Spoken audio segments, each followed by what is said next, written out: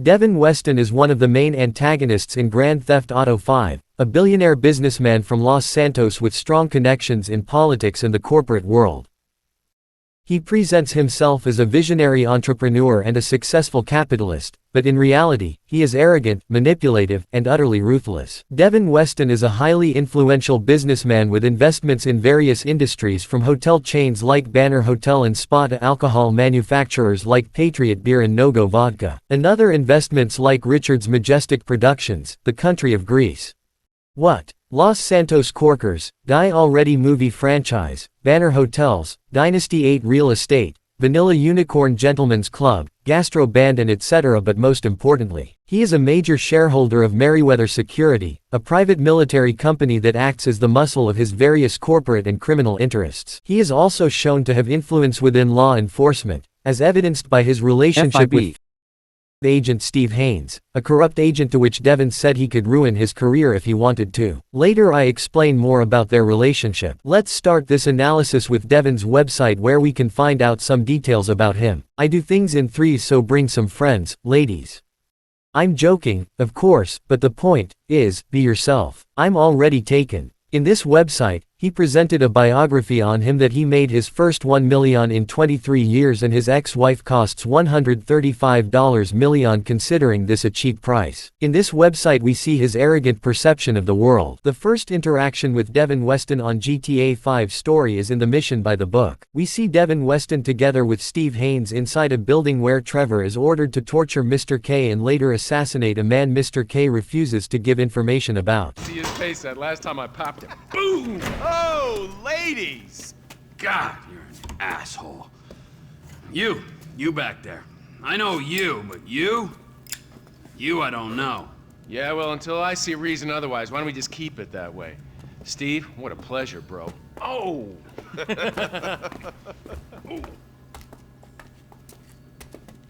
He reminds me of one of those guys you see advertising pills for middle-aged men that can't get erections.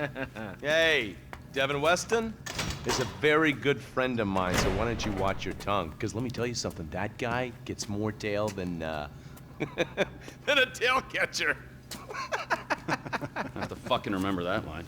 This building is most likely a secret location where Devin and Steve can discuss their illegal business dealings without the risk of being overheard or detected by the authorities. The secrecy of this place suggests that Steve, as a corrupt agent, provides a safe environment for Devin to operate outside the law.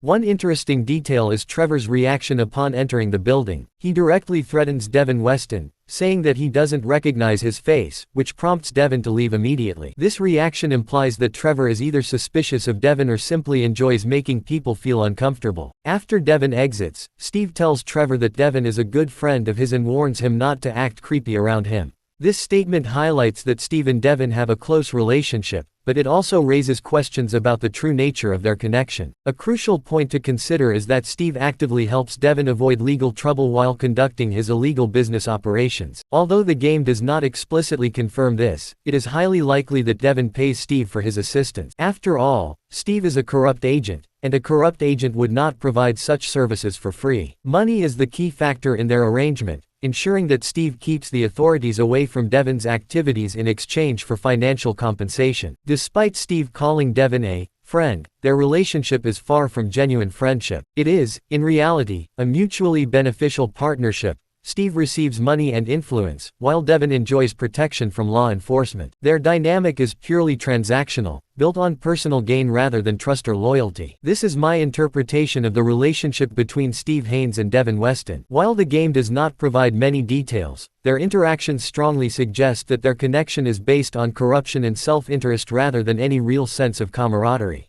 In the Mission Blitz play, Steve Haynes and Dave order Franklin, Michael, and Trevor to steal an armored truck carrying drug money belonging to the rival agency, the IAA. Once the heist is completed, Michael is tasked with delivering a document to Devin Weston's house. Upon Michael's arrival, Devin asks to help him carry out his plan to steal some luxury cars with Franklin and Trevor, assuring them that they will be paid. Michael initially refuses, telling Devin that he is not interested in such things. Here, we can see Devin's opportunism, as he uses his status as a millionaire to his advantage, asking Michael what he is interested in and offering to help him with that instead. Devin Weston. Yeah, I remember you. The weekend interrogator. Invest wisely. Hey, hold on. We're not done here yet. I got a job for you, bro. 5 top quality scores. Big ticket cars. Major payday, bro. Sounds great. I got just the guy for you. I'll put you in touch. No. I don't want just some dude. I want you. I want your crew. I want pros on this. Yeah, I don't give a fuck what you want, pencil neck. I'll let him know you're interested. I guess I just got you figured wrong, man. Hey, what's the figure? Tell me something. You like football? I got a stake in a sports investment venture. You like the market? I got some funds you can manage. Name your poison, man. I just like sitting around watching old movies. Oh, there we go. How about I hook you up with Solomon Richards? Bullshit. Solomon Richards, the movie producer? Yeah, he's retiring, man, and I'm doing a finance deal for his studio. I will make the connect just as soon as you... All right. Oh, man. Solomon Richards.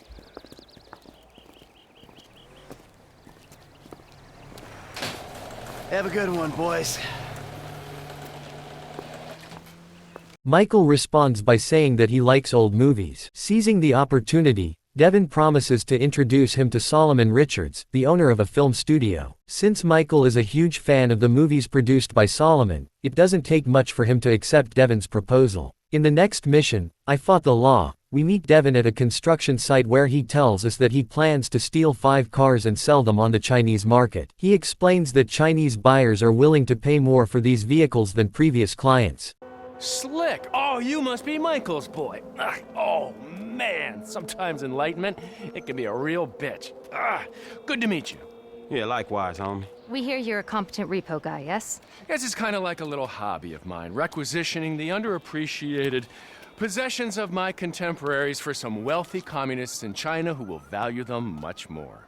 In this mission, 2 out of the 5 cars are stolen. Franklin feels uncomfortable when he hears Devin openly admitting that he is stealing from people he calls his friends. This moment shows how Devin judges people based on their financial status. What? Robbing my so-called friends, Slick. Why? Why? Because they have things nobody else has, because they can afford it, because frankly, I'm rich enough to do whatever the fuck I want, and you're poor enough not to ask me any goddamn stupid questions. Now, I mean that as a friend. Namaste.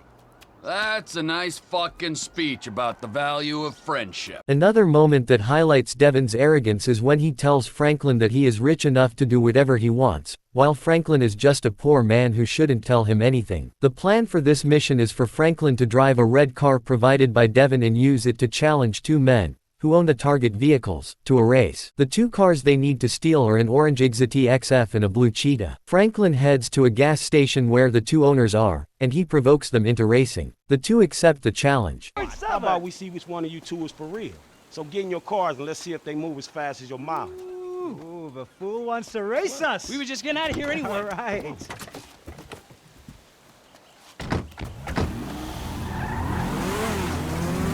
Meanwhile, Michael and Trevor are waiting for Franklin and the 2 racers. Disguised as police officers and riding police motorcycles, Michael and Trevor follow the 3 racers. Eventually, they manage to pull them over, seizing both cars. After securing the stolen vehicles, Michael, Trevor, and Franklin race to Devin's garage in Los Santos.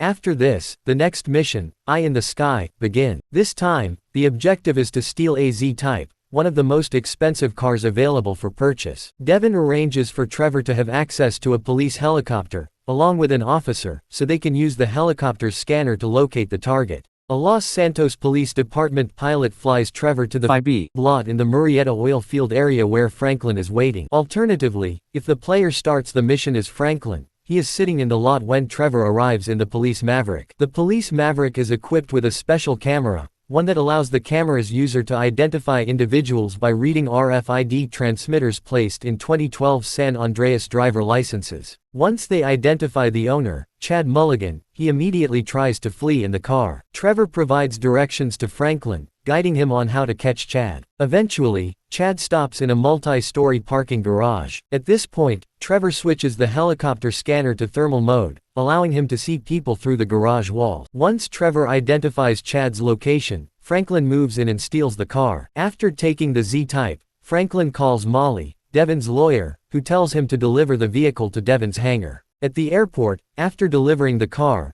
Devin tells Franklin that one day, he might be able to drive such a luxurious vehicle himself, noting that only 10 of them exist. Devin then tries to manipulate Franklin, suggesting that he could be an opportunity for him. He also tells Franklin that Michael and Trevor are not good choices for his future and that he should choose between them or Devin before it's too late. Calling Michael and Trevor snowbird retiree pals of yours. Devin exploits Franklin's ambitions, trying to lure him to his side and eventually turn him against Michael and Trevor. Oh, there she is! You know, if this beauty was a woman, I'd have to break my 20 and under rule. Man, I'll just stick to driving, all right? Hey, tell me something. You know how many of these things they made? Shit, like 10? No, not like 10, man. Exactly 10. Oh, wow, man. You one of them type of dudes, huh? Tell you something. How'd you like to drive a car like this one day, man? For real. Like this? Or this? Oh, man, right back at me, homie. Really nice. Hey, you know something? You're not like those snowbird retiree pals of yours. You are sharp, man. Man, I'm just looking for a paycheck for my services. No, don't worry. It'll come. That'll come. But right now, it is life lesson time, pal. You have got to wake up to what's real in this situation, bro. Take me, right? I am opportunity. I'm security. I'm fast cars, blow jobs. I got the world on a plate. Those two clowns, oh man, they are the worst kind of disaster that can ever come down. They are a full core meltdown, and you're just standing there soaking up major radiation. You have got to take stock, man. Make that call before it's too late. Yeah, all right, man. I will. Before it's too late, man. Yeah. Just take any car and go! In the next mission, deep inside, Devin orders Franklin to steal a JB700, a special car used in a movie production. Through his assistant, Molly, Devin tells Franklin to sneak into the film studio, disguise himself as an actor, and steal the car. Hey, Molly. I'm outside the studio. All right. Go over the wall and find the car on the lot. And then what? Only the principal actors and stunt people are authorized to go near it, so you could get in wardrobe and play the part or try something else. All right. When you're out of there and clear of studio security, call me. However, the disguise isn't very convincing because the actor is white, while Franklin is black. To complete the plan, Franklin has to knock out the actor, enter a trailer, and change into the costume. When entering the studio, before fighting the actor, players can notice Rockstar's attention to detail. A green screen is being used for filming Meltdown, and 2 actors from the movie are visible. Has anyone got any, rock cocaine? After that take, I really need some. From the top. And action.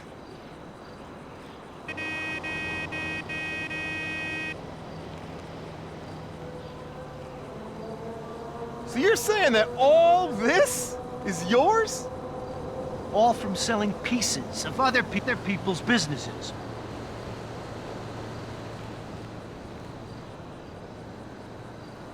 Stocks, credit default swaps. The whole capitalistic circle jerk. Jesus, man, you make math sound so homoerotic. It's just like football. You build up an analogy. You pat another man on the buttocks. Then the whole thing falls apart and everyone gets brain damage. Okay, yeah, I think I get it. Cut. I knew the material was bad. I didn't know it was that bad.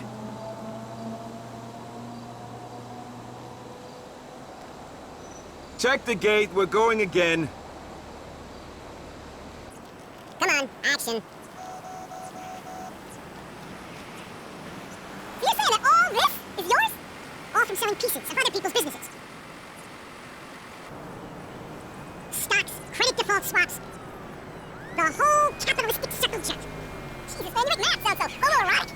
It's just like football. You build up an analogy. You pat another man on the buttocks. Then the whole thing falls apart and everyone gets brain damage. Okay, yeah, I think I get it. Ah, God. I've seen porn stars playing Postman emote more effectively. Again! Once Franklin reaches the car, he encounters an actress. However, if Franklin drives off immediately, she remains inside the vehicle. If he doesn't leave quickly, she runs away. The actress panics, thinking Franklin is trying to kidnap her. She grabs the steering wheel, trying to escape. This moment is similar to GTA 4, where 𝐒𝐿𝐫𝐢𝐛𝐞 does the exact same thing, except in that case, she was actually being kidnapped. Franklin is then chased by the studio security. A dramatic pursuit follows, but he eventually escapes and delivers the car. This vehicle is unique because it has special features like tire spikes and an ejector seat. Franklin can use the spikes to puncture the security guard's tires. Later, he can either eject the actress from the car or let her leave on her own. Afterward, Franklin calls Molly, who tells him to go to Devin Weston's garage. She also warns him to watch out for a stranger who seems to be spying on the garage. Get him a mask, or makeup, or something.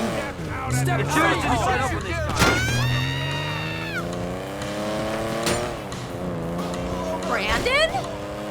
What is going on? What are you doing? Is this a kidnapping? Pull over, creepo! Get off the wheel! I need to get the fuck out of here! They're coming! Studio security are all over you! Oh, fuck! We gonna lose these guys!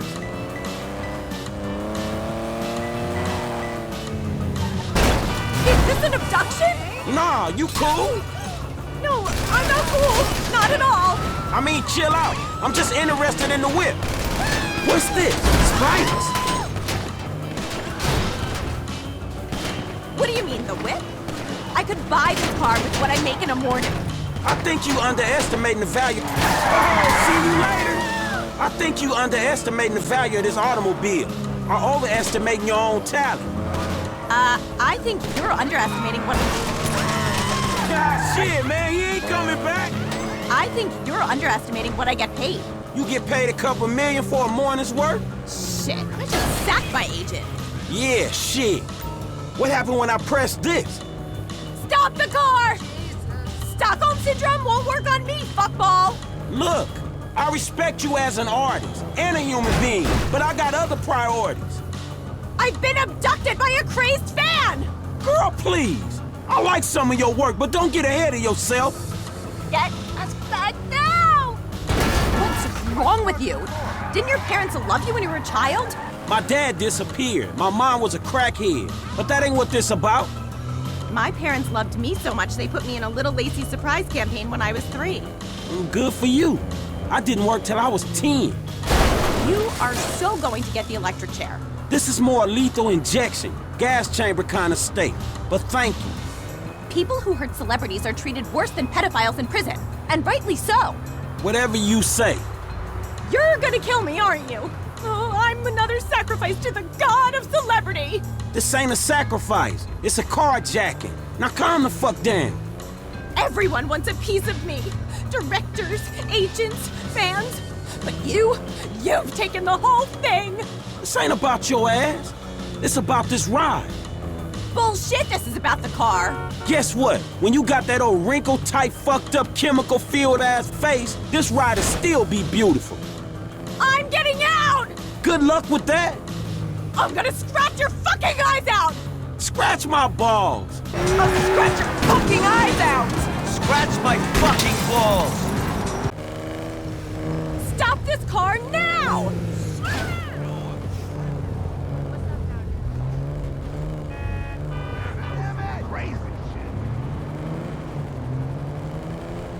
Get to the side of the road!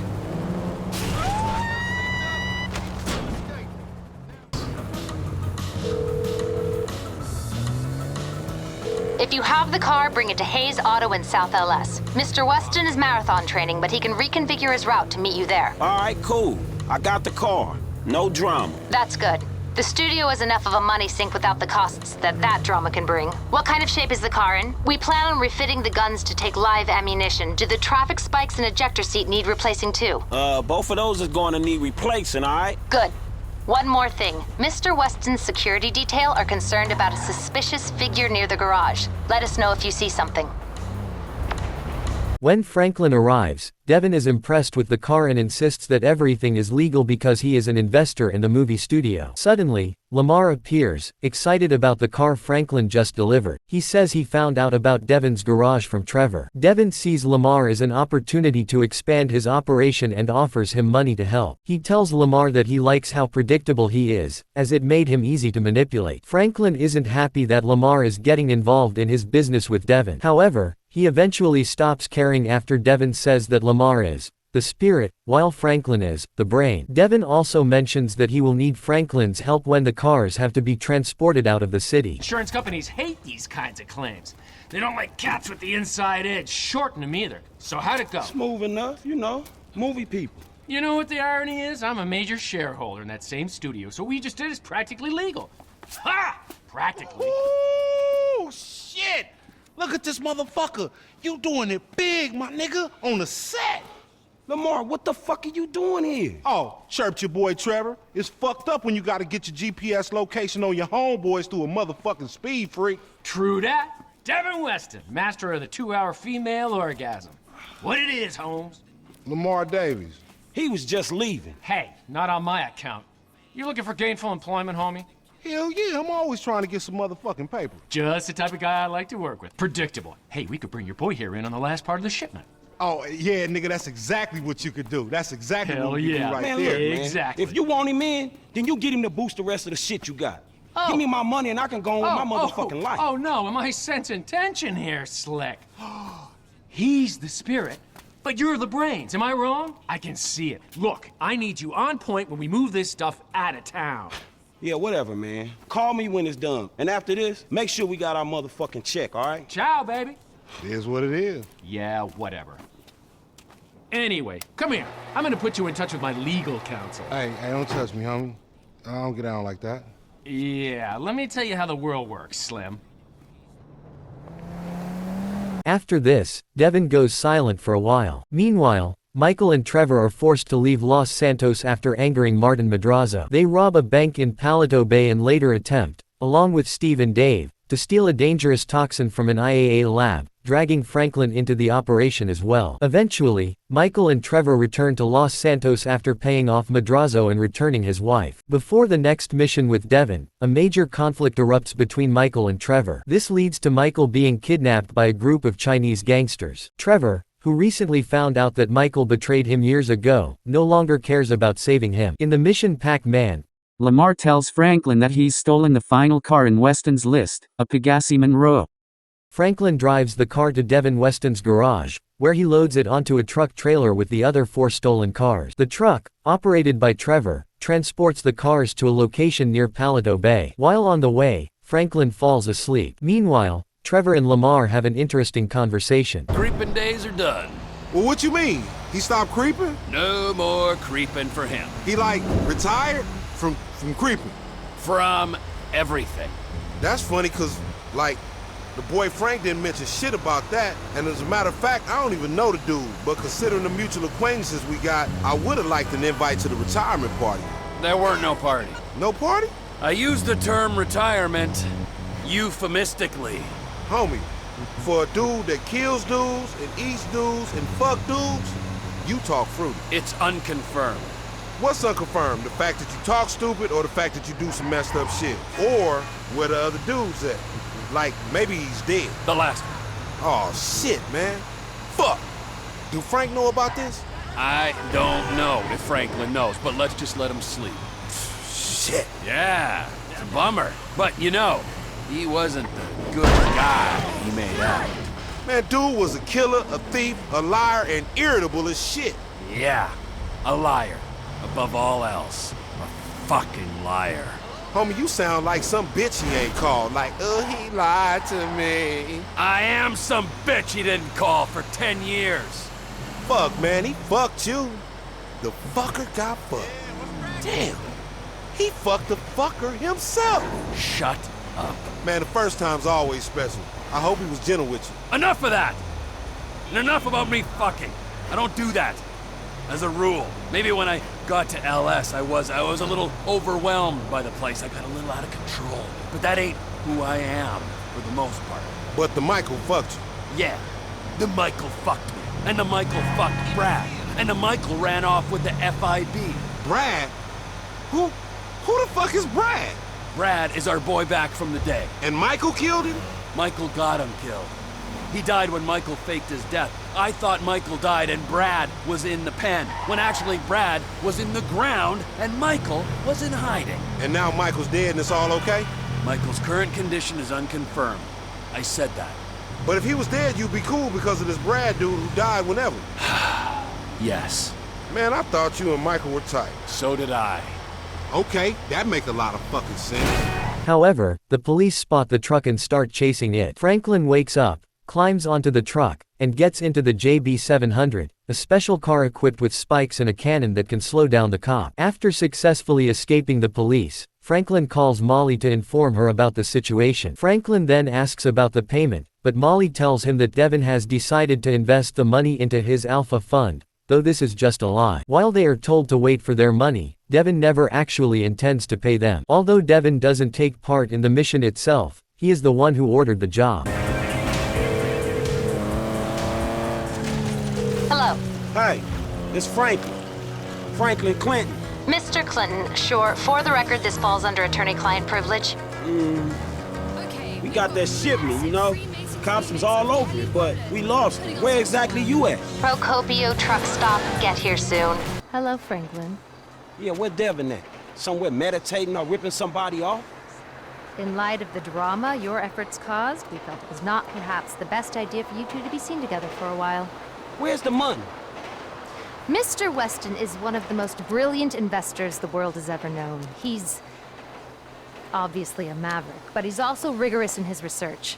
Yeah, he may be brilliant. Look, let me be the first to tell you. He ain't gonna fall in love with your ass. Now where the fuck is my money? The best thing that could have happened to you in this situation has happened. He is going to hold your money, invest it in his Alpha Fund, and make the funds available to you at a time as the transfer will not induce any undue attention. Which is a polite way of saying I'm getting robbed? Are you fucking kidding me? That is a short-sighted and frankly immature way of seeing things, Mr. Clinton. Let's go.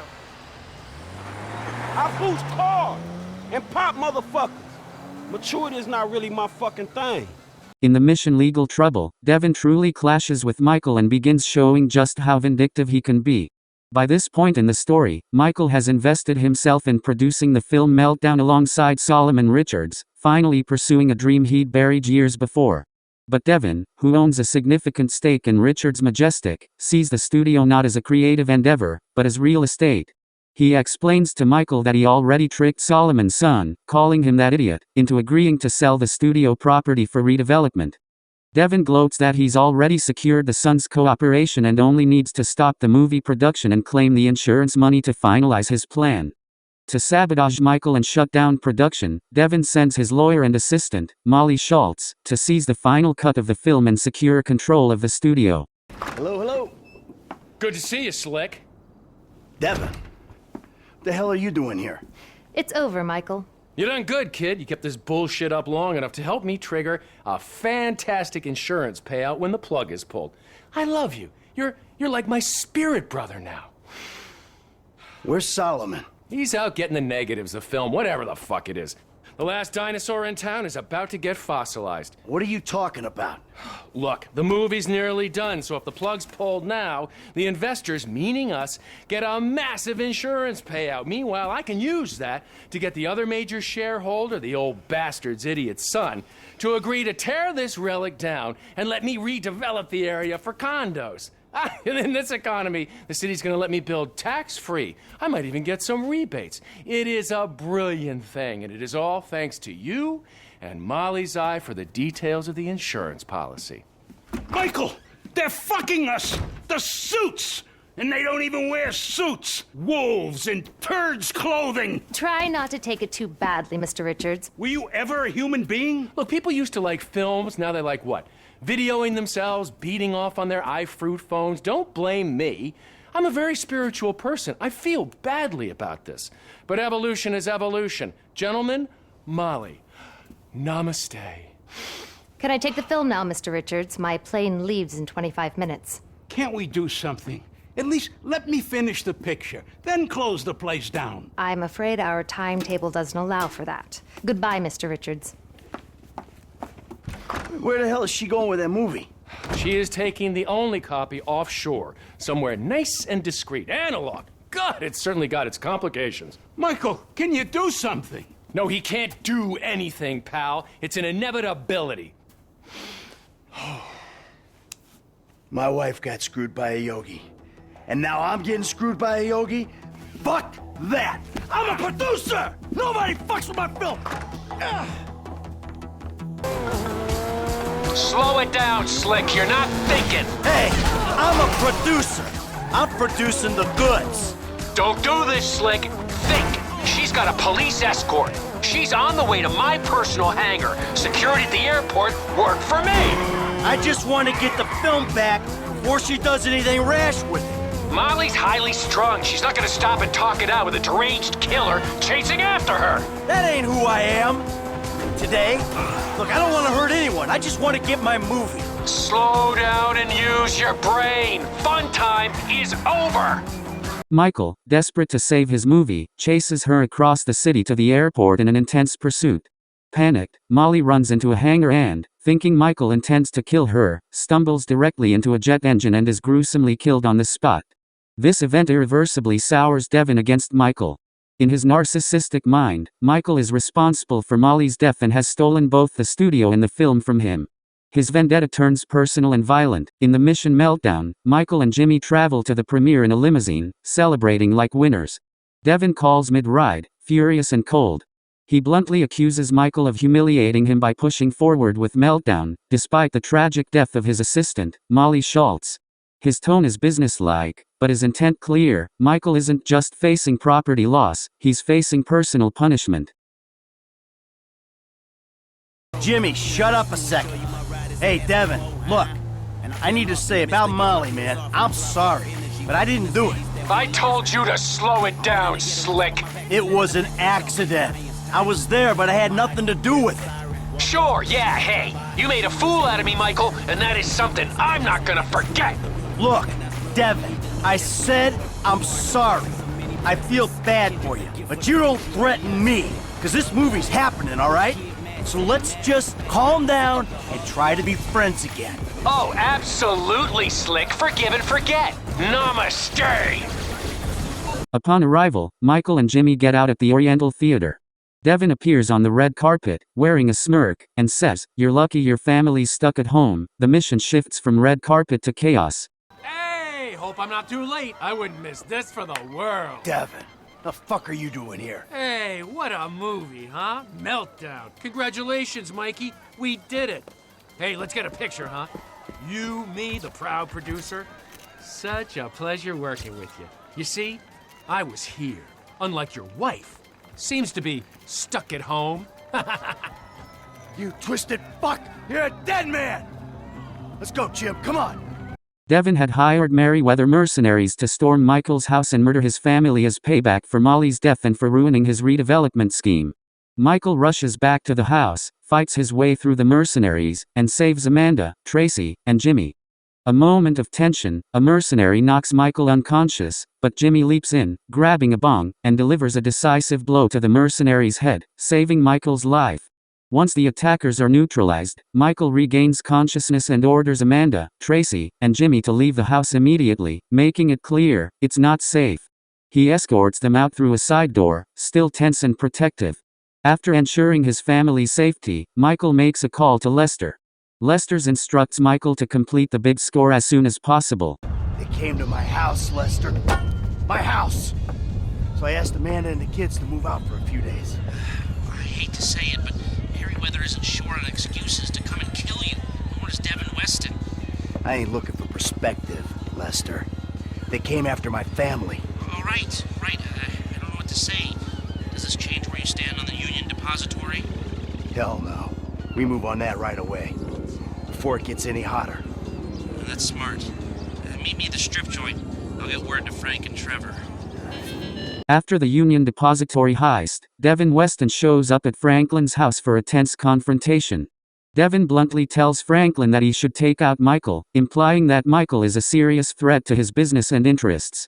Devin wants Franklin to kill Michael as a way to honor him and to remove obstacles standing in Devin's way. Franklin responds by reminding Devin that Steve Haynes, the corrupt FIB agent, also pressured him, but to kill Trevor, not Michael. Franklin points out that he's caught between two powerful and dangerous figures, each wanting one of Michael or Trevor dead. Devin then scoffs at Steve Haynes and Dave Norton, saying they're just two clowns, nothing compared to him. Devin boasts that he owns multiple shopping malls and has real power and influence, while Steve and Dave are just insignificant players in the grand scheme. Furthermore, Devin conveys to Franklin that if he thinks he can save both Michael and Trevor, then he's too stupid for the game he's in. For Devin, there's no middle ground. Hey, Slick, it's me! What the fuck do you want? You got my money, punk? Hey, you got some coconut water or something like that? I need some electrolytes. Damn, it's kind of warm, isn't it? Man, you got a death wish or something. Am I supposed to kill you now? Oh, no, bro. Not me. Nah. Oh, yeah! But that's my boy. Yeah, but that's my boy. He has betrayed everyone he's ever known. He's got you involved with the federal government, and he's messed up several business ventures of mine. He has got to go. And you know what? I'd like to say that this isn't personal, but it is personal. But the feds, man. The feds have told me to kill Trevor, and I obviously can't kill them both. The feds. Steve Haynes, Dave Norton. I own shopping malls. I would not employ those two clowns in. And I make one phone call, their careers, they are over. So you're gonna A, listen to some 50 grand a year pension hunter, or B, a billionaire, who even the president lets finger his wife, or C, try and be really stupid and save those two idiot mentors of yours and have everybody in the goddamn state crawling up your ass. A, B, or C. Time's ticking, pal. Beep, beep, beep, and your answer is... Man, you know what? Man, fuck you. Genius answer, pal. Total genius, but time is running. You think about it. Me, I got a triathlon coming up, and I am in deep training. Bye-bye. Man, fuck you. If Franklin chooses to kill Trevor in Grand Theft Auto V, Devin Weston does not appear again in the storyline. After the mission Something Sensible where Trevor is killed, Franklin contacts Steve Haynes to inform him of the deed and requests protection from Weston. Steve assures Franklin that he will handle Weston, as Merryweather has lost its license to operate in the state, effectively neutralizing Devin's influence. During this call, Steve casually mentions that Devin Weston might be in need of a friend, a cutting, sarcastic remark loaded with irony. Okay, I did it, alright? I know, good dog. Look, man, Devin Weston came to talk to me. He wanted me to clap Michael and let Trevor go. Then you should have clapped both of them. Man, ain't it something you and Dave can do? Cause he might be pissed, man. Dave can't do anything. Dave's lucky I let him do my paperwork. He's this close to discharge with no pension. Well, shit, is this something you can do? Sure, I can talk to Devin. He's licking his wounds after Merryweather lost their license to operate in the state. He might need a friend. Oh, yeah, okay, shit. I hear it could be real useful having an FIB agent looking out for you. Hey, your chips are cashed, pal. Don't contact me again. If Franklin chooses to kill Michael in the mission The 𝐒𝐮𝐞, Devin Weston reacts with cold pragmatism. After Franklin carries out the deed, he contacts Weston to inform him.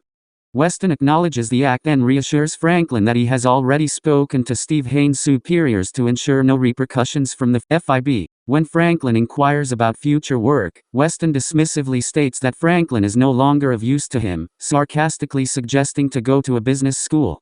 Because clown school didn't work out so good. This interaction highlights Weston's utilitarian view of people, discarding them once they've served their purpose. Franklin, homie, what's happening, man? Hey, you know you sound kind of patronizing and borderline racist when you speak to me like that. Ah, grow up. Is it more patronizing than telling you to ice your favorite uncle? Yeah, I don't think so. How'd it go? Look, it happened, man.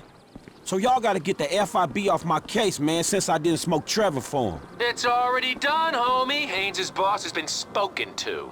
All right, so now what? You got a job for me? Oh, I had a job for you, Slick, and you just did it. Let me take a look down a list of your uses and oh yeah, we're all out of them. I do have some advice for you though. Go to business school, because clown school ain't worked out so good. Choosing option C the third way results in the most decisive and dramatic outcome for Devin Weston. When Franklin refuses to kill Michael or Trevor, he teams up with both of them to take down all their adversaries, including Devin. With Lester's strategic input, the trio confronts and eliminates their common enemies. Trevor storms Devin's heavily guarded estate, neutralizing his Merryweather bodyguards. Trevor finds Devin hiding and quickly subdues him. Bound and beaten, Devin is thrown into the trunk of a black tornado, helpless and terrified. While Trevor drives away, Devin wakes in the trunk and makes desperate offers, bribes, promises of power, even military support, anything to spare his life. Where am I? What's happening? Let me out! Let me out! This is why people want to kill you. You won't shut up. You know, you're a resourceful guy getting past those trained killers. I need someone like you in my organization. The CEO position's gonna be vacant real soon, Slick. I've got nothing against you, apart from the obvious hygiene issue. Michael caused me problems, so Michael had to go. You're looking at it rationally. There are people who are useful to you and people who ain't, and the people who ain't gotta go. Me? I'm not rational. I don't care if you're useful or not. I feel like taking you out, Devo. So that's what I'm doing. This is a serious offer. Work for me, you'll have everything you'll ever wanted. All I've ever wanted is to watch you drift in and out of consciousness as you're slowly disemboweled. Yes! Yes! That's the kind of creativity I need on my team. Come on! Let me out of here! Look! I got my own company! Trevor Phillips Industries! Oh, yeah, a fellow entrepreneur. Let me buy a stake. Give you money to grow. I don't know if you heard, but I'm kinda gold rich right now, so you got precisely nothing to offer. Prepare for the end, my friend. I don't lose! Jesus! Yeah, but... This is why the people I put in my trunk are usually dead. You don't want the fat man around either. I told them I wouldn't kill you. I didn't say anything about cutting your tongue out. You're a dead man. Find a happy place, you Zen cock. Here we are, Slick, with a few minutes for some one-on-one time. The trio stops at a remote cliff in the Blaine County wilderness. They open the trunk and push Devin's car off the cliff, sending it crashing into the rocks and exploding in a fiery finale. Devin Weston dies in the explosion, his arrogance literally consumed by his downfall. Assume you got him? Ooh, safe and sound. Ain't that right, buddy? Hey, my bad, homie. I picked C. Ain't that a bitch? You know, Devin, the way I see it, and hey, I'm no intelligent businessman like you, but the way I see it, there's two great evils that bedevil American capitalism of the type that you practice. Number one is outsourcing.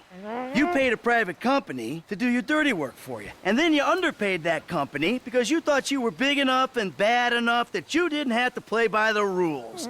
Oh, number two, offshoring your profits. Offshore? Oh, it's horrible. You wouldn't want to be sent offshore just to save a little money, would you, T? No, Franklin? I wouldn't. Oh, no, I ain't Would you going want? nowhere. No, see, but we know your opinions on the matter, Devin. Keep your problems the fuck out of America, huh? In this instance, when he puts it like that, it makes sense. Of course it does. Hey, Devin. Goodbye, my old friend. Thanks for all the advice. Bye-bye.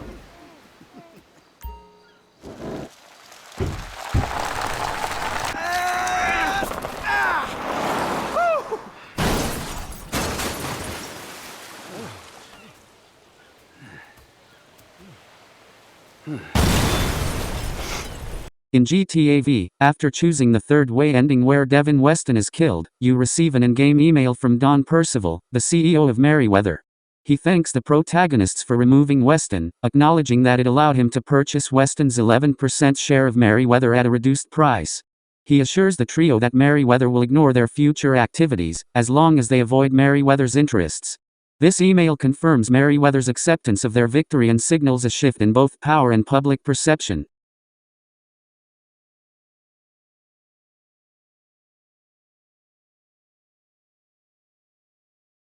Here is the full in-game Liberty Tree article on Devin Weston's disappearance in GTA V, controversial investor gone.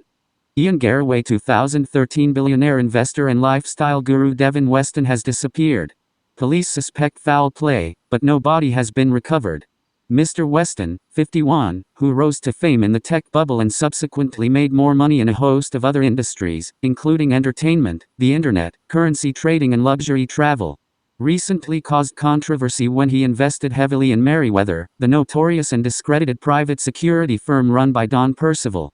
Police responded to sounds of gunfire at Mr. Weston's villas in the hills above 𝐒𝐻𝐫𝐢𝐻, but despite signs of violence and several dead security guards, Mr. Weston himself was not found, dead or alive. Also missing was one of Mr. Weston's collection of luxury cars. Here are the key Weazel News radio references to Devin Weston scattered throughout GTA V, reinforcing his presence even when he's off camera. Weazel News. Devin Weston profits from Congress's decision to allow Merryweather Security Consulting to expand domestic operations. Devin Weston, Los Santos's legendary billionaire investing guru, was celebrating along with Don Percival, CEO of a controversial private security business yesterday. Weston announced his fund had taken an 11% stake in Merryweather. Percival, meanwhile, was happy after defeating a government plan to outlaw the expansion of Merryweather's domestic operations. Expect more privatized high-security firms to begin domestic operations as the war on terror continues to rage. Movie mogul Solomon Richards and his struggling Richards Majestic Studios will be reeling today from the news that another historic movie studio, Lowenstein Pictures, has closed and will be turned into luxury condos. Will there soon be nothing left in America but reality TV and property that nobody can afford? Los Santos prominent financial guru and investor Devin Weston made a typically unexpected move yesterday. Just as conventional wisdom is moving out of movies in general, and Vinewood Studios in particular, Mr. Weston bought a significant stake in storied but under fire mini-major Richards Majestic. Head of production, Solomon Richards, son of legendary founder David Richards, welcomed Mr. Weston onto the board. Celebrity News. Despite weeks of marriage counseling, Shanice Mulligan has been unable to forgive her husband Chad after he was caught with his finger in the cookie jar. Or is that a starlet? Now, with divorce lawyers licking their lips, Mulligan's famous collection of rare cars, wines, and boats, along with his many homes, will come under threat. Los Santos record producer Chad Mulligan was killed, and his $3 million Z-Type was stolen in a violent carjacking in a Los Santos parking garage. The whereabouts of the rare vintage car, one of only 10 still in existence, and the identity of the killer are still unknown. A multi-million-dollar car rigged with special effects was stolen from the Richards Majestic lot in a daring and violent heist. Initial reports suggest some injuries and possible casualties. We'll stay on this story. The War on Terror. A frightening scene at Los Santos International. Reports say there are multiple casualties and millions of dollars of damage. Terrified travelers fled for their lives as a high-speed chase across the runway involving police and unknown assailants left a trail of destruction in its path. This traveler was sympathetic. I don't care who died. My flight's delayed now. Meanwhile, a violent incident at billionaire investor Devin Weston's hillside mansion in 𝐒𝐻𝐫𝐢𝐻 left several security guards dead, and Mr. Weston himself disappeared. Police are unsure exactly what happened. In devastating private warfare news, Merryweather has announced that it is shutting down domestic operations to focus on contracts overseas. A bloodbath at a foundry in East Los Santos is the latest in a long line of PR disasters for the private security company during its short-lived U.S. expansion plans. Stay with Weazel News for more on these stories. Weazel News, confirming your prejudices. Listening to Weazel News on the radio, we realized that Devin Weston gets his idea from what happened to Lowenstein Pictures, a Vinewood studio that was already shut down, with its land converted into luxury condos. Seeing Lowenstein's studio close and be redeveloped inspires Devin. Then buys a stake in Richards Majestic with a plan to shut it down, cancel its current film, cash in on insurance, and use the land for condos or offices, just like Lowenstein's fate. His plan isn't about movies, it's about maximizing profit from property value. What would have happened to Los Santos and Vinewood? Reputation hit. Losing Solomon Richards' studio would harm Vinewood's image as a major film hub. Cultural loss. Richards Majestic is one of the few remaining mini-major studios. Destroying it would erase part of Los Santos' cinematic heritage. Vinewood becomes just condos. If Devin succeeded, Vinewood would lose creative depth and become more like a generic real estate district, diminishing both its identity and value in the game world. Real-world inspirations of Devin Weston. Elon Musk. Like Musk, Devin made his fortune during the tech boom and parlayed it into various industries: technology, luxury services, and public spectacles. Both enjoy being seen as visionaries who disrupt industries and tell others they're obsolete. Devin's condescending tone about destroying old industries echoes Musk's dismissive attitude toward traditional auto, aerospace, and media companies. Carl Icahn became notorious as a corporate raider in the 1980s, buying up companies, gutting them, and selling them off. Devin's desire to bulldoze Richards Majestic Studios and replace it with condos mirrors Icahn's pattern of hostile takeovers for pure profit. Both see companies, and the people in them, as chess pieces to move or sacrifice. Donald Trump. Before his political career, Trump was known for aggressive real estate development, lawsuits, and publicly belittling rivals. Devin's smug attitude, his fixation on property development, and his gaudy style echo this. Like Trump, he seems obsessed with the image of winning and power more than the substance. Eric Prince, founder of Blackwater, Prince built his fortune providing private military contractors to governments and corporations. Devin's investment in Merriweather, and his willingness to use mercenaries for personal vendettas, clearly parallels Prince and other PMC figures. Hollywood power brokers and real estate barons. Devin also evokes unnamed Hollywood moguls and developers who destroyed studio lots in Los Angeles to build condos, shopping malls, and luxury apartments. His attack on Solomon Richards' studio is a sharp critique of real estate greed that has eaten away at the creative heart of Hollywood. In conclusion, Devin Weston is a wealthy and powerful businessman who uses his influence to get what he wants, no matter who he hurts. He is ruthless, greedy, and cares mostly about money and control. Throughout GTA 5, Devin shows little respect for others and doesn't hesitate to betray or manipulate people to achieve his goals. He represents the darker side of wealth and power, where ambition and greed outweigh morality and loyalty. If you like this video about Devin Weston, please like and subscribe for more videos like this.